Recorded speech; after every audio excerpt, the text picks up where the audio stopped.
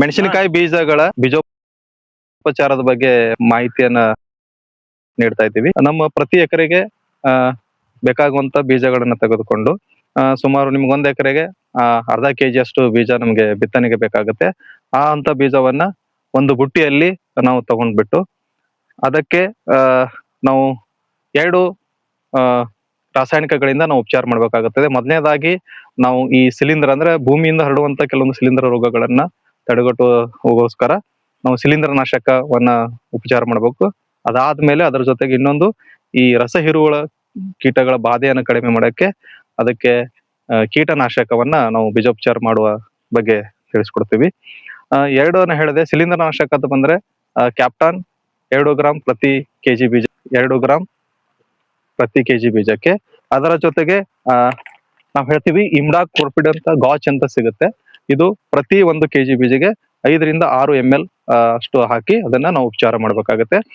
ಸಾಮಾನ್ಯವಾಗಿ ನಾವು ಕ್ಯಾಪ್ಟಾನ್ ಅನ್ನ ಮೊದಲು ಉಪಚಾರ ಮಾಡಿ ಅದಾದ ನಂತರ ಬಿತ್ತುವ 2 ತಾಸು ಮುಂಚೆನೆ ನಾವು ಈ ಗಾಚ್ ಅಥವಾ ಇಮ್ಡಾಕ್ಲೋಪಿಡ್ ಅನ್ನ ಉಪಚಾರ ಮಾಡಿ ಅದನ್ನ ನೆರಳಲ್ಲಿ ಒಣಗಿಸಿ ಬಿತ್ತನೆಗೆ ಉಪಯೋಗಿಸೋದ್ರಿಂದ ಈ ರೋಗ ಮತ್ತು 2 ಕೀಟ ಬಾಧೆಗಳನ್ನ ನಾವು ರಸಹೀರುವ ಕೀಟ ಬಾಧೆಗಳನ್ನ ನಾವು ಕಡಿಮೆ ಮಾಡಬಹುದು.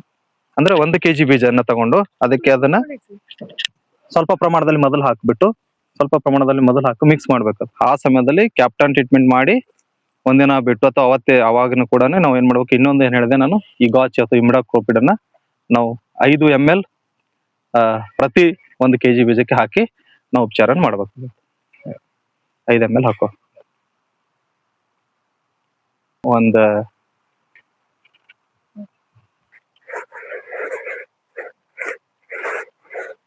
ಅಂದ್ರೆ ಪೂರಾ ಅದು ಬೀಜೋಪಚಾರ ಅಂದ್ರೆ ಕಲರ್ ಬರುವಂಗ ನೀವು ನೀಟಾಗಿ ಮಿಕ್ಸ್ ಮಾಡ್ಬೇಕಾಗುತ್ತೆ.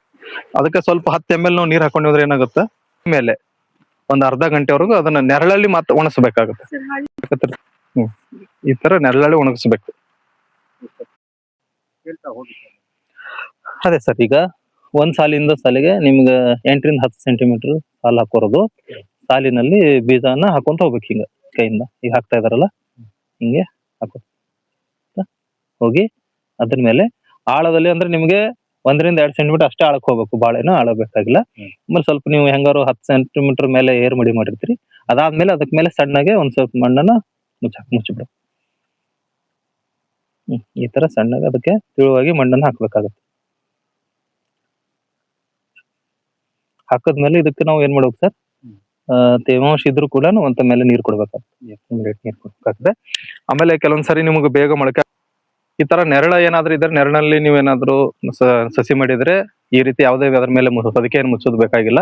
ಅಕಸ್ಮಾತ್ ನೀವು ಓಪನ್ ಲ್ಯಾಂಡ್ ಅಥವಾ ನಿಮ್ಗೆ ಹೊರ ಭೂಮಿ ಇತ್ತಂದ್ರೆ ಅದ್ರಲ್ಲಿ ಏನಾದ್ರು ನರ್ಸರಿ ಮಾಡಿದ್ರೆ ಅಲ್ಲಿ ಏನ್ ಮಾಡ್ಬೇಕಾಗತ್ತೆ, ಸುಮಾರು 1 3 ರಿಂದ 4 ದಿವಸ ಅದಕ್ಕೆ ಸ್ವಲ್ಪ ನೆರಳಾಗ್ಲಿ ಅಂತ ಹೇಳಿ ನೀವು ತೆಂಗಿನ ಗರಿನೋ ಇನ್ನಿತರ ಯಾವುದೇ ಒಂದು ಹೊದಿಕೆಯನ್ನ ಅದ್ರ ಮೇಲೆ ಹಾಕಿ 3-4 ದಿವಸ ಬಿಟ್ಟು ಅದು ತೆಗೆದ್ಮೇಲೆ ಅದು ಹುಟ್ಟದಾದ್ಮೇಲೆ ಅದು ತೆಗೆದ್ರೆ ನಿಮಗೆ ಹೆಚ್ಚಿನ ಒಂದು ಮೊಳಕೆ ಪ್ರಮಾಣ ಕೂಡ ಅಲ್ಲಿ ಬರ್ತದೆ.